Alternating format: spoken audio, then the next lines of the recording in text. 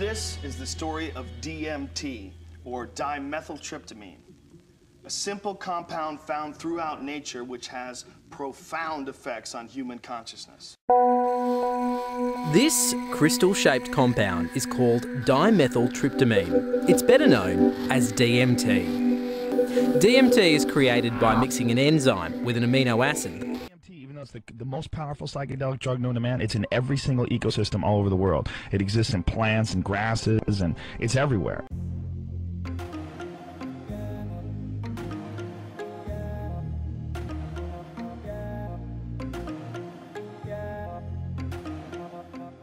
The theory is that in times of extreme physical stress, some near-death experiences, and even during deep REM sleep, the body releases DMT. I mean, we are such an experience-obsessed society. I mean, everybody wants to go whitewater rafting, and people want to talk about, you know, my uncle climbed Mount Everest. It's all about experiences. We all want to ride roller coasters and see the craziest movies. There is a little powder, and you smoke this little powder, and it will change the way you look at everything. You won't care about UFOs. If a UFO landed right out there, I'd be like, wow, yeah, they're probably from another planet. Whatever. It's not DMT. DMT is 100,000 times crazier than that. It's like mushrooms times 1,000,000 plus aliens. We pride ourselves on the achievements of our society. Look, we've sent men to the moon. We have satellites going around the planet. We have all these amazing cars and airplanes. And we feel that that's what civilization is. We feel that, you know, that's what it's all about. We've been taught to believe that. But our society is failing us utterly, in the sense that it does not nurture the human spirit, that it rather crushes and diminishes the human spirit, actually seeks to persuade us that there is no such thing as the spirit, that we are just these physical material creatures, and that we are only here to do physical and material things. What a lie that is. What a falsehood that is. What a delusion that is. And how grateful we should be to the psychedelics for allowing us to break that delusion and see the reality that lies beyond it, our true birthright.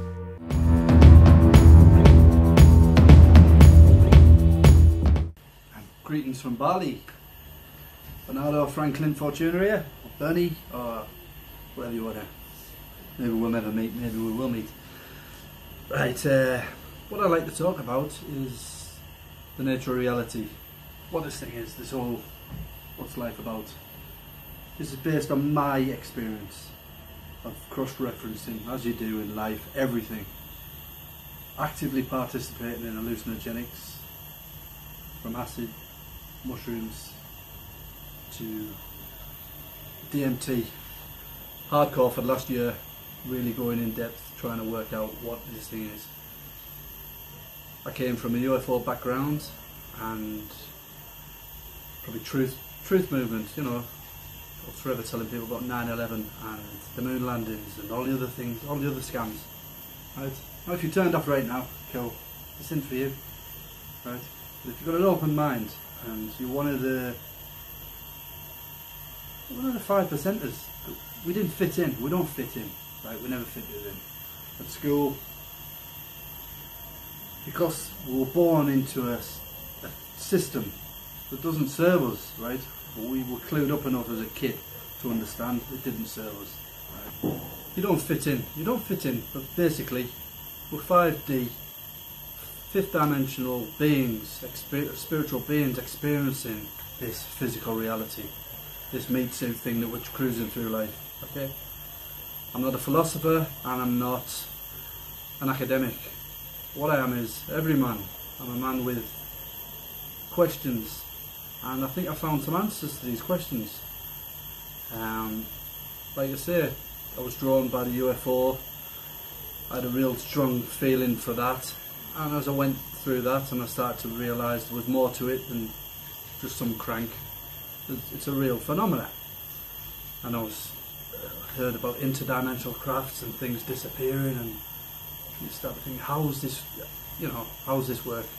Then I started to listen about quantum physics and quantum level, and how we're just energy, and how basically we're just atoms, and most of us, literally nothing is what it seems. Okay. heard about portals and higher dimensions and multiverses and all this stuff. It sounds great, and it sounds good when you're drunk and you're having a conversation with somebody and quoting this stuff, but I really didn't have a clue. But this is where I feel I'm more qualified than a lot of people. I've literally explored higher dimensional worlds and I've met interdimensional beings. I'm telling you now, it's not an hallucination, right? It's not close your eyes and you're imagining it, okay? Because I've had my eyes open, I've been sat like this, and I've had entities coming through my wall that I've opened a portal on. It sounds mad, I get it, I totally get it, it sounds crazy, okay? But it's a real thing. This is not it, okay? This 3D world it's a platform, right? If you notice the Captain Morgans, that's because I'm on holiday, and spiritual being or not, we've come to this reality to experience it, right? I ain't an angel, I don't need to be, and I'm not trying to perfect myself, right?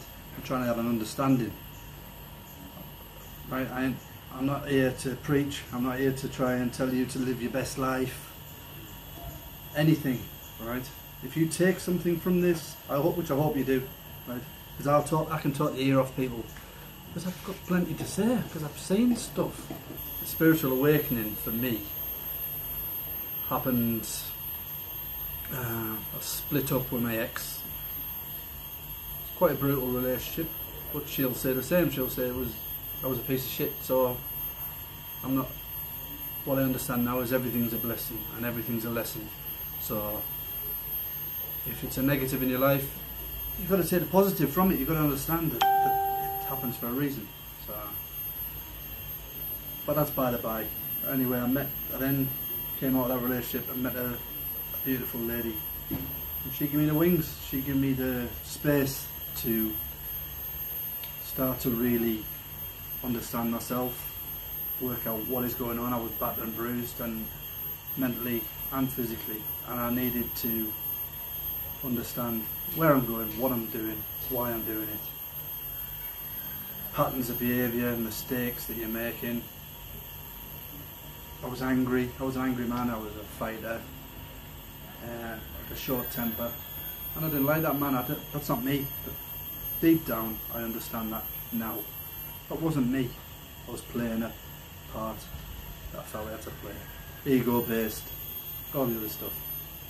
So long and short, started to have these awakenings. I'll go into them later. About a year ago I was introduced to Changa, DMT infused herbal smoke. A friend of mine says, you'll love this, this is exactly what you need at the right point. And as it was right at the right time. So I purposely didn't go online, have a look in YouTube, and I didn't want to watch people's testimonies. I didn't want them to cloud my opinion or judgment or give me an insight into what I was going to see. I went in, literally, pull my nose and jump in the deep and have a look.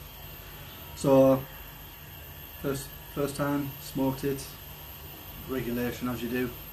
Take 4 deep breaths, and on the 4th, make sure you don't burn your house down, just lay back and close your eyes, and off you'll go into the universe. Fucking universe, what the, you know, sounds like you're getting jettisoned off, that's how to describe it, you know. I've seen the DMT molecule, Joe Rogan documentary, so I'm thinking, here we go, I'm going to get shot off. And it wasn't like that. You start to see the fractals, you start to see everything start to disintegrate, spinning, and then the last thing you see becomes that fractal, and then it's all geometric shapes, and it's crazy and it's awe-inspiring. I shut my eyes, I'm seeing all these geometric patterns and shapes, and I'm waiting for the machine elves and the jesters and all this stuff, and meeting my higher self, and he shakes my hand and he says, yeah, come this way, I've been waiting for you. I didn't say any of that. I'm a bit of an extremist. If I'm going to do something, I want to go hardcore on it. You know, go hard or go home. And so I was in 5, 6, 8 minutes, whatever, came back out, and thought I've got to go back in again. So went back in. Second time, I see this, I'm watching all these things play out, as you do. It's had bright colours, and it's colours that you don't see in everyday life. Combinations of colours and fluorescence, and just the sharpness of all these things that aren't here in nature anywhere. You don't see them, so but a lot of it you don't understand, and you can't understand it because it's beyond your comprehension. It was quite confusing the first few times, as it is for most people. There was no higher self waiting for me, there was no welcome back. I didn't get any of that. I'd read and heard Terence McKenna's stuff about the jesters and machine elves. I'm thinking, oh, I'm up for a joke, so I went in there with my eyes open, and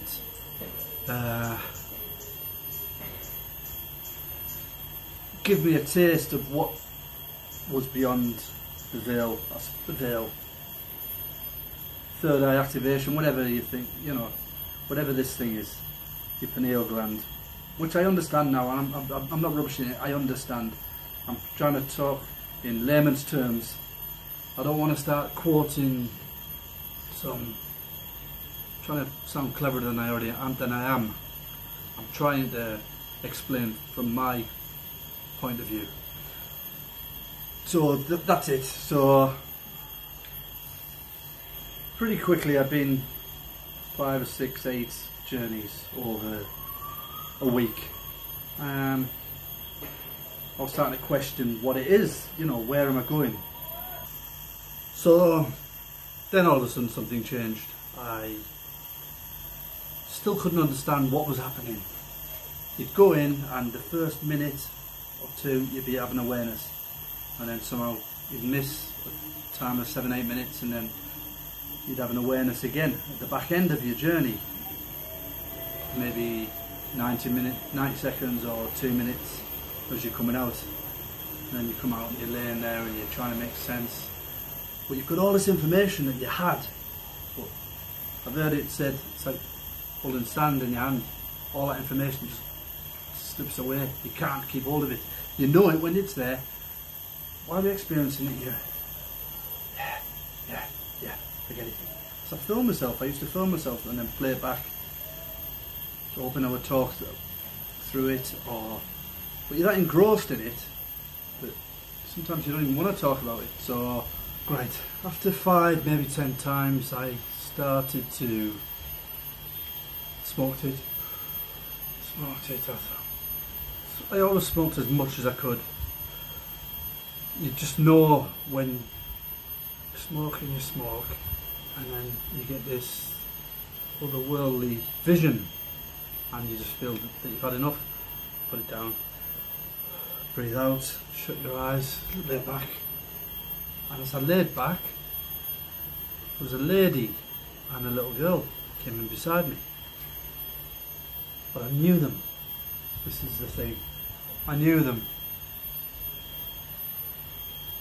How do I know them? They were familiar to me.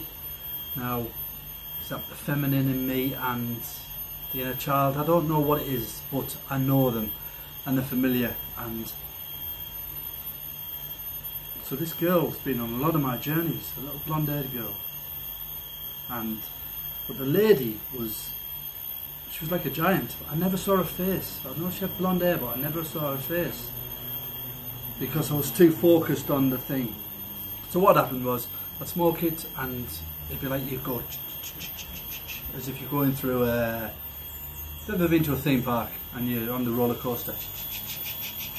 Like that, and this white sheet comes over. It almost lays over the top of you and down as if you're sealed in this thing, and then you're moving. And you're moving through a scenario as if you're on a in like a track, but you're not hearing that. But as you're on it, this girl intermittently comes. She come on at the start of the journey with a woman, as if she's like some gatekeeper that starts it, and then I'd go through this scenario. And sometimes, I think it was my dad. It was a guy, he looked like a younger version of my dad, but I only saw his back with a leather jacket on, and he was pushing me down this, on a bogey go-kart thing.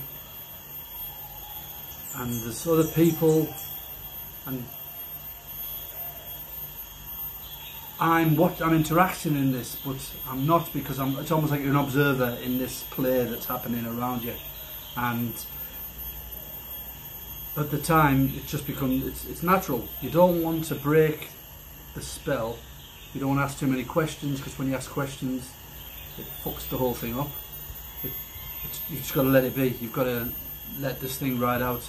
You've got to understand it or accept it, and download. It'll, in your dreams, it works itself out, and it just you just know in the end what it is, but it's very hard to understand. Sometimes they play it over and over again until you get it. Sometimes even though you know that they're playing it over and over, you still can't work out what it is. I'm hoping this makes sense. As I go through this whole thing, it'll all become clearer, as it did for me. So I'd then come out the other end, and I'd either be emotionally not drained, ecstatic or sad. But I couldn't understand who this girl was, and I couldn't understand why. I was talking to my friends, I was saying, I'm going to the land of giants. You know, in DMT land, I call it Changa town. In Changa town, they're fucking giants, right?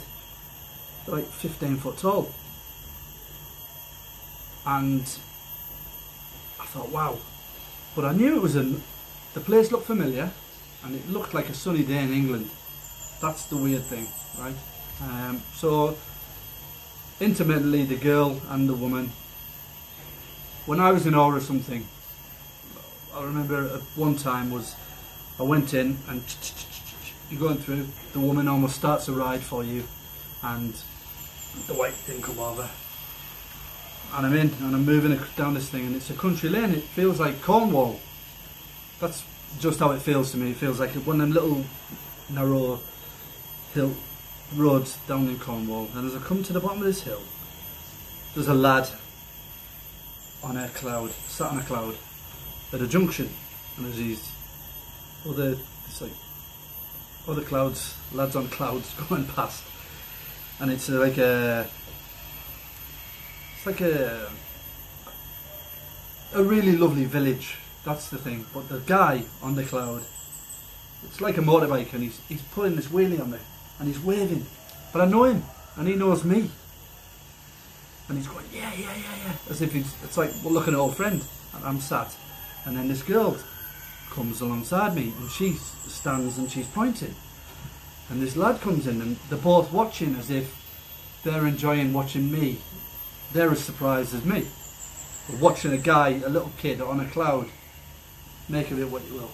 But I'm looking at it, I'm amazed, and then out the corner of my eye, across the square, because I'm moving around on this track slowly through this scenario, but I see this girl. Sometimes you just sense that the feminine and male, but there's this girl, and I'd say she's 16 or something, and she's jumping like this, waiting for her turn, for me to come around.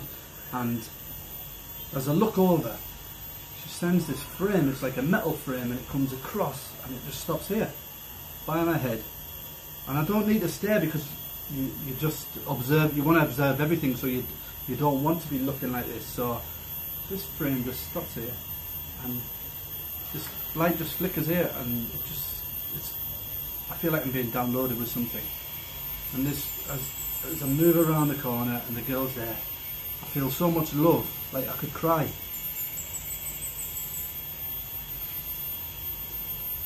And I'm thinking, who are these people that know me and are so happy to see me? But I have they're familiar to me, but I don't know who they are, right? So as I come out of it, and I'm questioning everything, and I'm thinking to myself, they're my spirit family, or if you have a spirit family, or they're my ancestors, or they're my I don't know, right? But they know me and I know them. So for a couple of months, I was smoking it every couple of days, and I'd have probably 2 or 3 journeys. And I'd go in and I'd always be jumping. When I talk to the guy who makes my Changa, extracts it, DMT, dimethyltryptamine, and makes the spliffs for me.